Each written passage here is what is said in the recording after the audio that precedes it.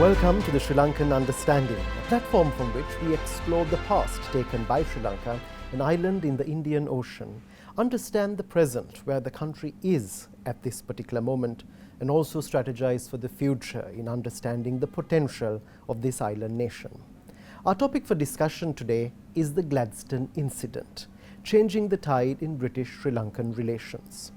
As our guest today, we have a career diplomat who has served as Sri Lanka's High Commissioner in South Africa with accreditation to several African countries, in addition to being Sri Lanka's High Commissioner in Bangladesh.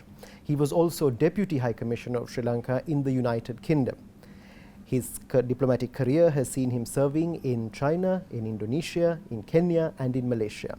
We are indeed honoured to have with us today Ambassador Gamini Munasinghe. Thank you so much, sir, for taking time to join us on the programme today. When we talk about the Gladstone incident, 1991, if we look at the period from independence onwards, we've had relations soaring at times and souring at others. But of course, 1991 probably took relations to an all-time low. Could you give us the background? Could you briefly highlight some of those key aspects in the lead-up to this event? Thank you, George. Thank you for inviting me for this program. As you correctly said, when countries' relations are always not the same, it changes from time to time. As we gain independence,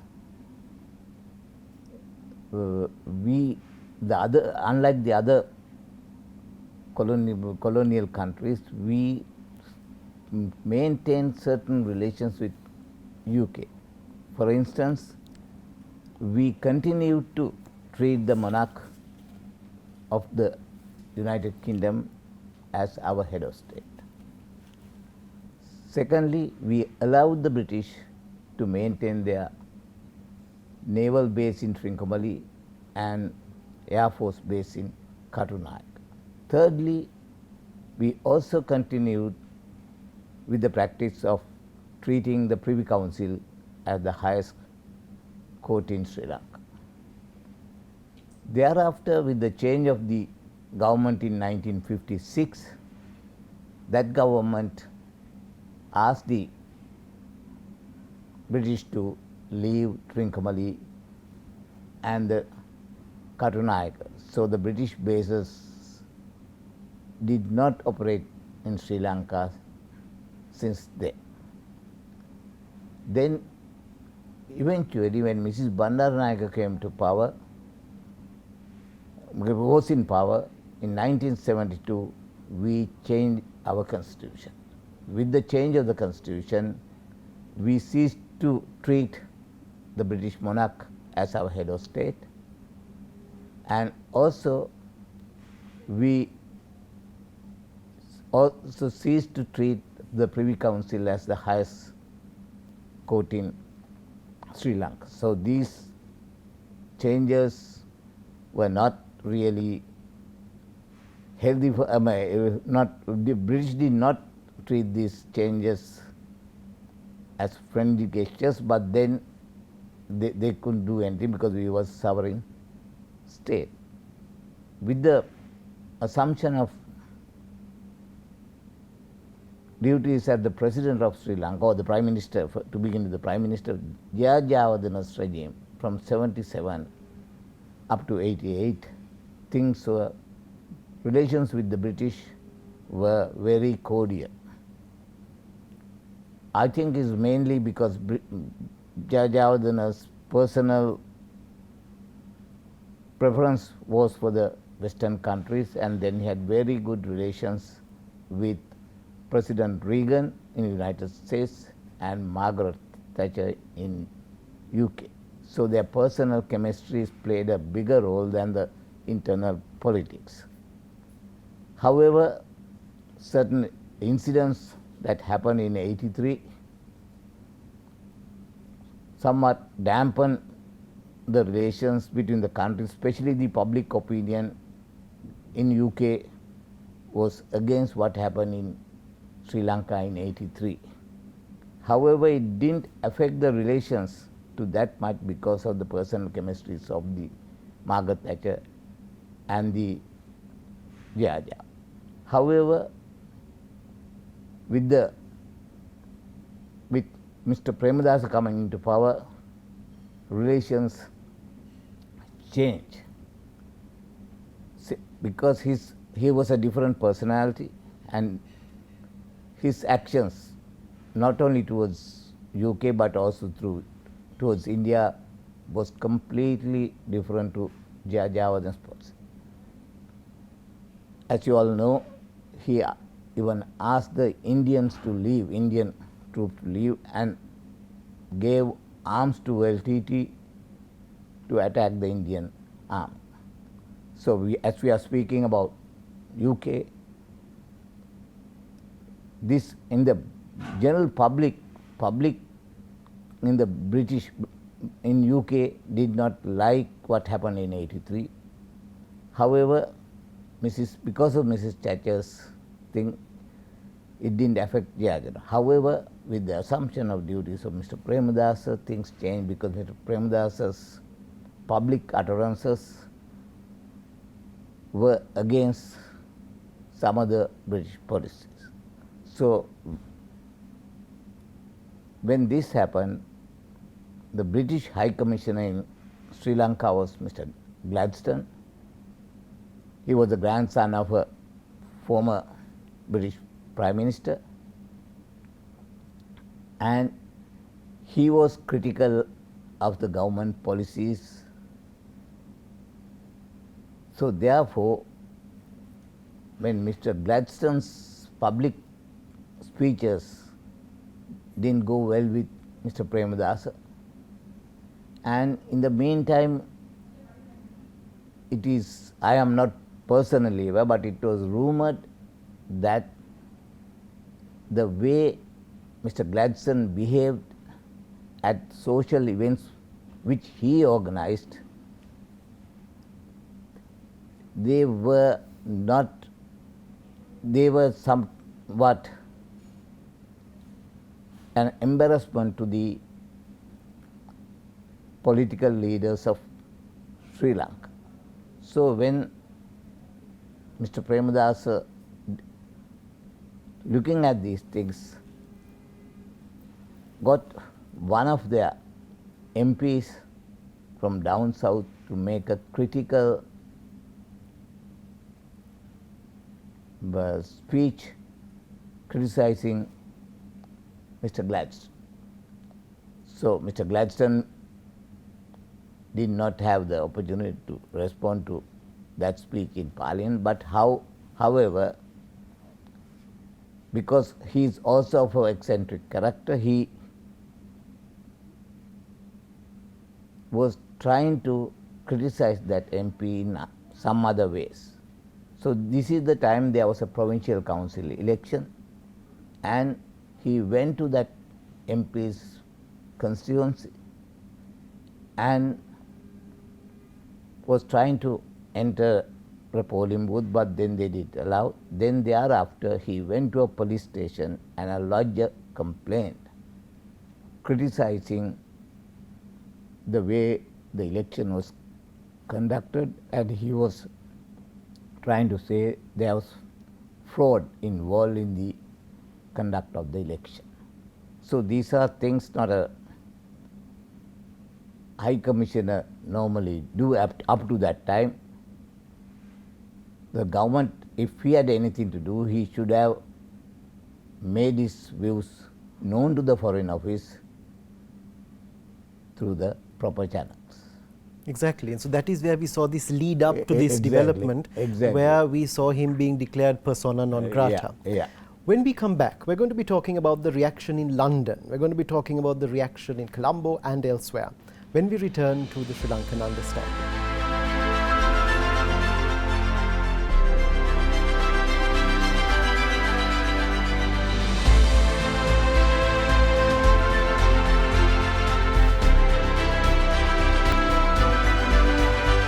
Welcome back to the Sri Lankan Understanding. We're in conversation with Ambassador Gamini Munasinghe on the Gladstone incident and the changing tides in British-Sri Lankan relations that occurred as a result of developments in 1991. Ambassador Munasinghe, he was declared persona non grata at that stage. You were in London, you were Deputy High Commissioner based in the UK. What was the reaction in London at this decision? Yeah, before coming to the reaction from London, the High Commission got to know that High Commissioner Gladstone was to be made persona non grata, and our High Commission at that time, General Sepal Artigala, he tried his best to prevent President Premadasa taking that decision.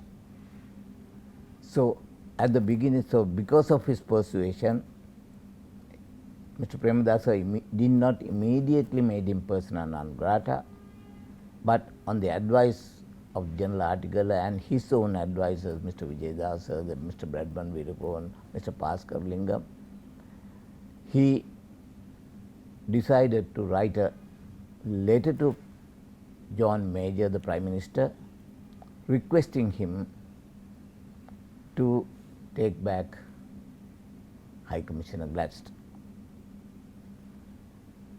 So the British Foreign Office discussed this matter, and of course they also found that, they also realized that certain mistakes had been made by the Mr. Gladstone, was drafting a letter and the letter to say that don't make him persona non grata immediately, but then we will within a short period of time we ourselves will recall him. So this was not made public, this is what we understood. So therefore President Prime Minister Major was about to write a letter, and his the draft letter drafted by the Foreign Office was in his table on Monday, and he was going to sign that letter on a particular Monday. What happened was, the previous day, it was a Sunday, President Premadasa was addressing a meeting at the BMICH, and when he came, he saw High Commissioner Gladstone in the front row. And then he, before, without speaking his first utterance, he was mad, and he said, if the colonial masters think that they still rule Sri Lanka, I will throw the British government's representative from the country. So when, and High Commissioner Gladstone also reported this speech to the Foreign Office in UK. So therefore, although the letter was ready for signature by John Major, they decided to change a little, because in response to the utterance of President Premadasa. But because there was a delay in John Major responding, President Premadasa made the statement making British High Commissioner persona non grata. So every country has a right to do whatever what they think right, but then when a head of state has written to the head of government of another country, it is common courtesy that you wait for a response from that leader. So this is what really upset the British. So then when this happened, the British media was full of this story, and then normally when a diplomat or a head of mission is made persona non grata, the sending country always will react. So there was the question of what are we going to do in the British Foreign Office. So they didn't want to touch General Sepal Artigala, because in the eyes of the British public, I always say this, he was seen as more British than British. And also British knew that in 1954, as a young cadet, was undergoing training at Sandhurst. He was on guard duty at the Buckingham Palace as part of his training. So thereafter he had been in and out of UK for several times, and all the other senior training courses he followed there. So therefore they have decided not to take action against him. In the meantime, my friends in the British Indian High Commissioner Commission and the Commonwealth Secretariat called me and said, Gamini, be careful, they are contemplating of sending you back to Sri Lanka in response to making Gladstone persona non grata. However, it didn't happen, most probably because even during my time, I arrived there only in 91, and within that few months I have been cultivating the officers in the foreign service, and they were very friendly with me. Perhaps that was the reason eventually when nothing happened to me.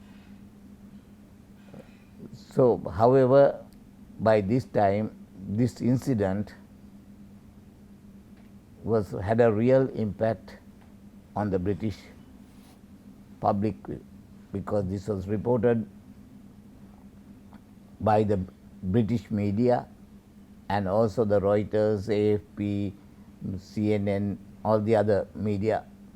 So therefore, things really plummeted. As you said, this is one of the incidents which plummeted our relations to the lowest level. Exactly. This was also the High Commissioner of a Security Council permanent member. Yeah. Irrespective of the colonial past, Yeah. in terms of the current context, this was a Security Council permanent member, and of course, it would not have gone down well with the British establishment. When we come back, we're going to be talking about the impact this had on the years ahead, how developments changed with regard to relations between Sri Lanka and the United Kingdom, when we return with the Sri Lankan Understanding.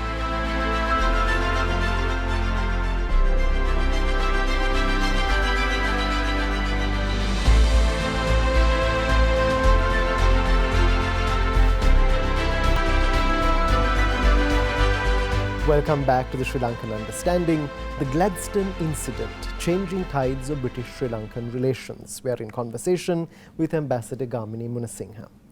Before the break, we talked about the events leading up to the incident, and we also talked about the incident and its repercussions in the United Kingdom. If we go back to the 1970s for just a moment and reflect upon one particular development, and that was the granting of £100 million by the British towards the Victoria Dam project. Now, this was the largest grant Britain had ever given any country. It was probably one of the largest that we had ever received as well. When we look at it from a current context, how important is it for countries to understand consequences of action and strategize accordingly in their foreign policy? Yeah. The country's relations depend on the leaders' relationship with the other countries. Now, as far as the Victoria Dam, the grant given was exactly £113 million.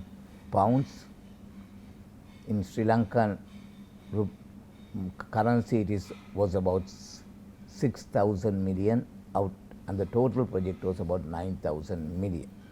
And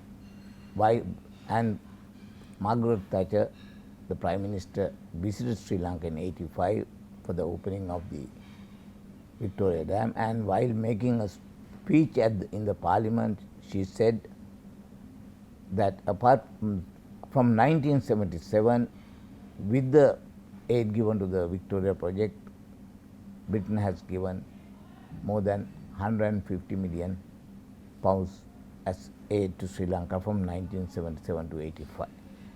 So, in the present day context, especially countries like Sri Lanka, which is small, and of course Sri Lanka has another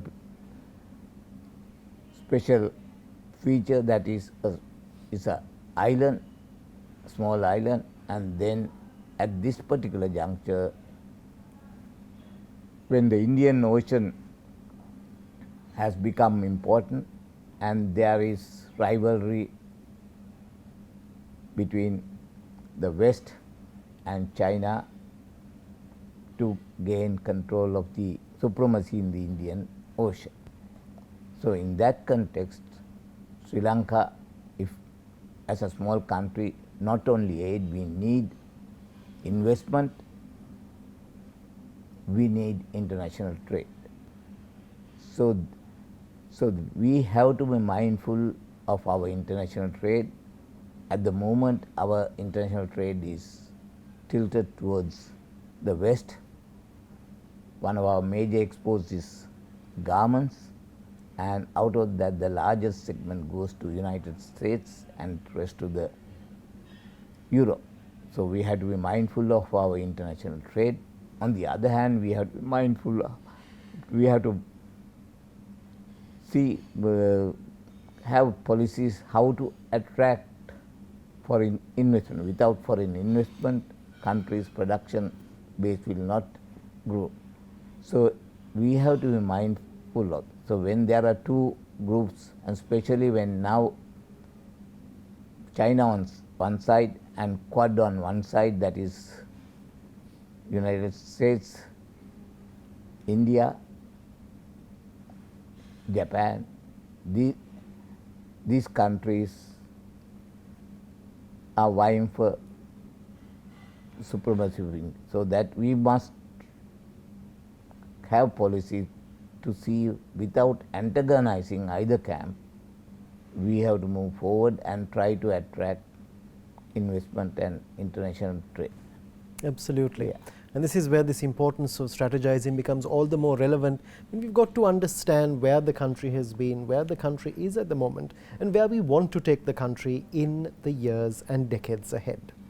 In conversation today was Ambassador Gamini Munasinghe discussing a particular incident in Sri Lanka's past, an incident which saw relations plummeting between two countries which had had a long-standing relationship and form of engagement. What we are able to draw out or understand is the fact that there are consequences to actions. Sometimes the actions are warranted, sometimes they might be excessive. Irrespective of what the notion is, it is that consequences of actions are definite and are going to be experienced. Thank you very much for joining us today on the Sri Lankan Understanding. Thank you, Ambassador Munasinghe, for taking time to share your experience, having been in London at that particular juncture, and for giving us your take as well as that of the United Kingdom and developments around it at that particular point in time. Join us again on the Sri Lankan Understanding when we look at the past, understand the present, and strategize for the future.